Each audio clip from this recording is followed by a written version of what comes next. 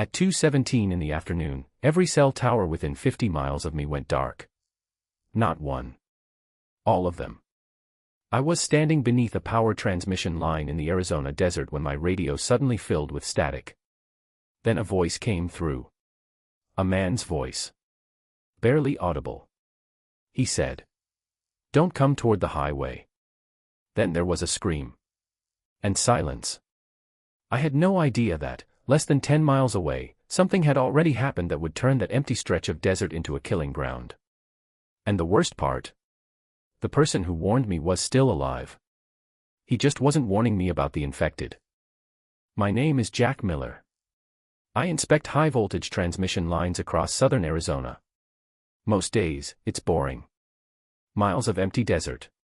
Heat. Dust. Broken equipment. You learn to appreciate silence when you work alone. That afternoon, I was checking a damaged insulator near an old maintenance road when I noticed my phone had lost service. I checked the radio. Nothing. I tried the emergency frequency. Static. Then I saw something strange. A line of vehicles was stopped on the highway about 2 miles away. Nobody was moving. I grabbed my binoculars. At first, I thought there had been an accident. Then one of the cars opened its door. A man stumbled out. He ran about 20 feet. Then 3 people rushed him. I couldn't see what was happening. But I could see him fall. I grabbed my radio.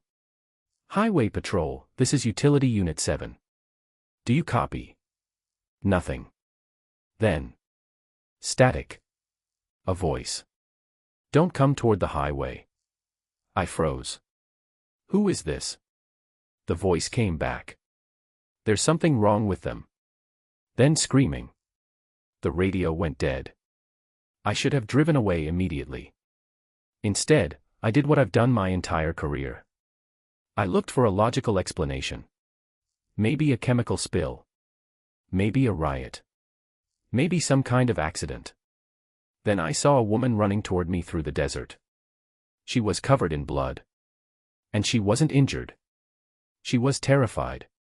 She reached my truck and shouted, "Please. Don't leave me here." Her name was Elena. She worked at a wildlife monitoring station about 4 miles away. I pulled her inside.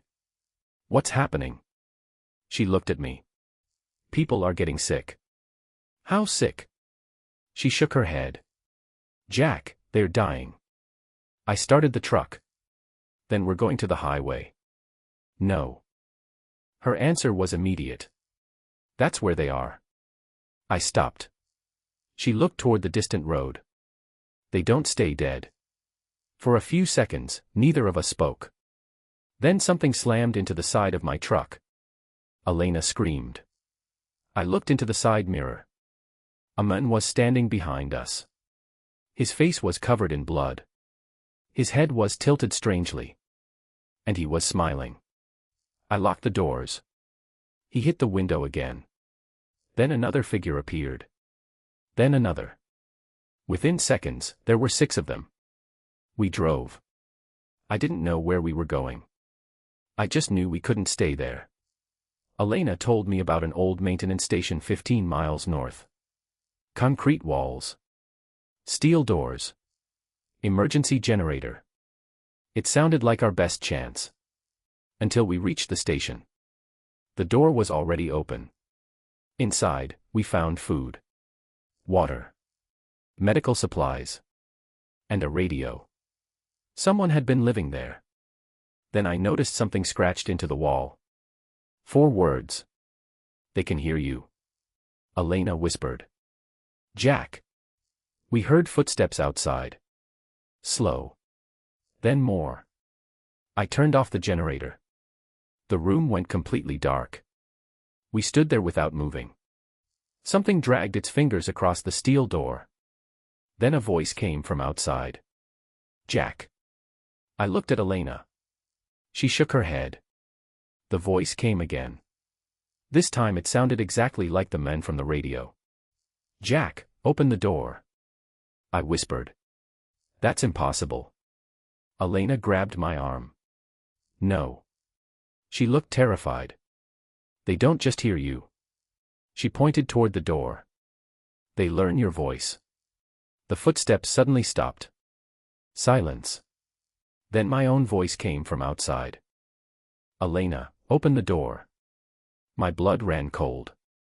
Because I hadn't said those words. Ending. We stayed silent until sunrise.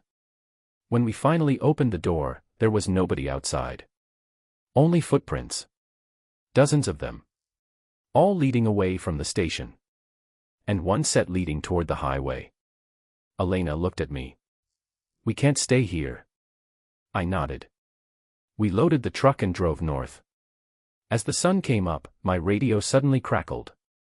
A voice came through. Not static. Not screaming. A calm human voice. If anyone can hear this, stay away from the cities. Then a pause. And one final sentence. They're not spreading anymore. Elena looked at me. What does that mean? I didn't answer. Because the radio wasn't transmitting anymore. It was receiving. And somewhere beyond the desert, someone was talking to us. Which meant one thing. We weren't alone anymore. And whatever was happening out there was learning how to find us.